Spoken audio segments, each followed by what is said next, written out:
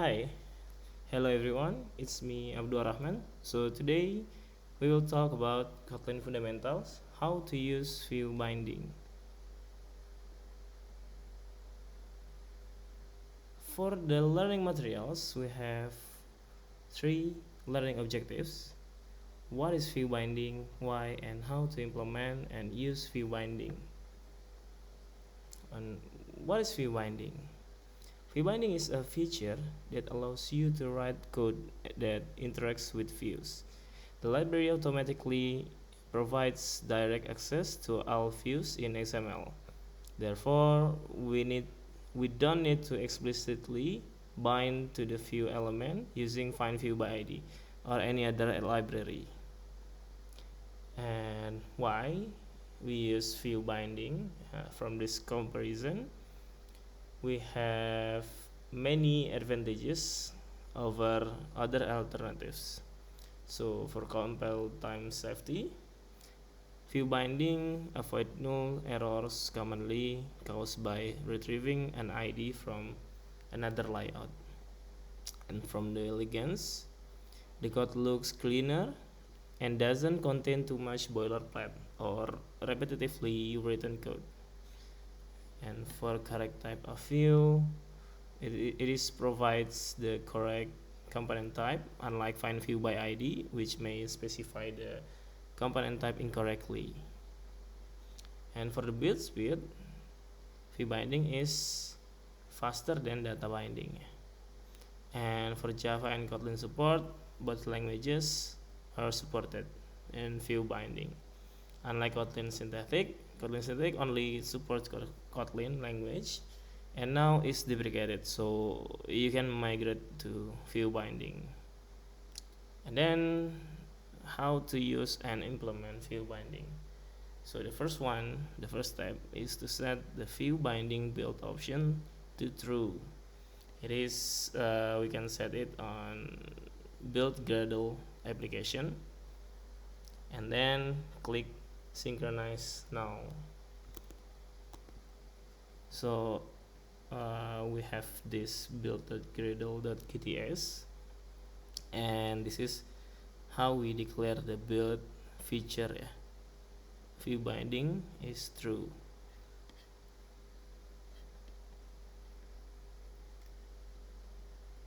And then how to implement it on activity.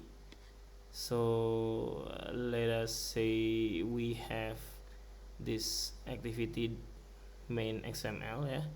We have text view and also have button, and we also have the ID for each other. We have TV hello for text view and also button for button. And then to use it on activity, first thing to do, we need to create let init var binding, and this activity main binding is generated from view binding, and this is what we call activity main.xml. And then we can call the static inflate method included in the generated binding class. This creates an instance of the binding class for the activity to use, and then we get a reference to the root view by either calling the getRoot method with this view is binding.root. So if we click on the root, it will refer to this root. So it will show all of the activity main.xml views, and then we can pass the root view to set content view to make it the activity view on the screen. This is the function.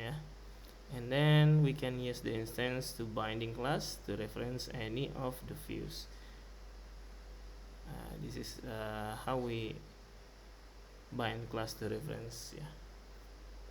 So we can use binding that TV hello is the ID of our text view, and then we can set the text with our resources. Yeah. For this case, I'm using this app name. Okay, and we can also use set on click listener, yeah, to call another function. Okay, that's how we use view binding on activity. You no longer need to use find view by ID, which often result in boilerplate. Additionally, view binding is also safer because it is only provide one ID corresponding to the desired layout. Unlike find view ID, find view by ID, which can access IDs in a layout, resulting in null. Additionally, when using view binding, the component type specified is appropriate, unlike find view by ID, which may cause error due to incorrect component type definition. And then let us continue to fragment. So we have fragment home here, and we also have text view. Yeah, it names text home, and then we have fragment. This is how you declare the binding. Yeah.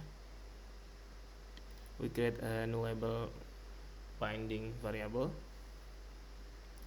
and then yeah, we declare it like this, and call the static inflate method included in the generated binding class. So this is the generated binding class. It refers to our fragment home.xml. Yeah.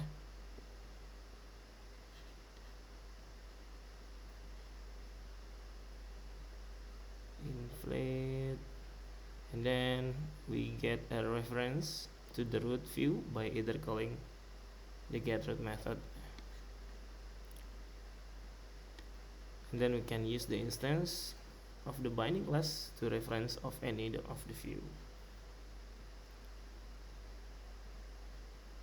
So in this case, I use this string home to set the text, yeah, for our text view. So in this case, this text view. Yeah, and using view binding in fragments requires a little more care, as view binding doesn't work well with fragments, as it can cause memory leaks. Yeah. If you don't undo the view on destroy, it won't be deleted from memory.